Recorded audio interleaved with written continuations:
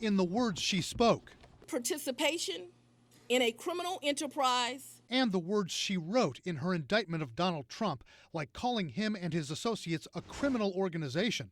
Fulton County DA Fani Willis made this Georgia indictment seem like other famous prosecutions. The DA made very clear in her remarks that this was no different than a mafia RICO conspiracy. The Georgia RICO law is what Trump and his 18 co-defendants in Georgia are charged with violating as part of their efforts to overturn the 2020 election results in that state. RICO standing for Racketeer, Influenced, and Corrupt Organizations.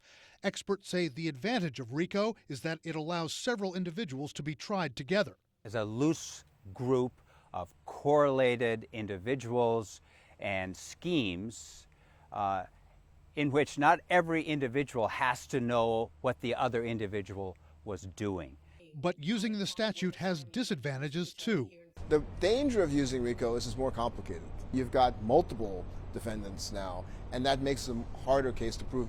And for the jury, it becomes much harder to follow. Analysts say Georgia's version of RICO is not very different from the federal RICO Act, signed into law in 1970. It has been extremely successful.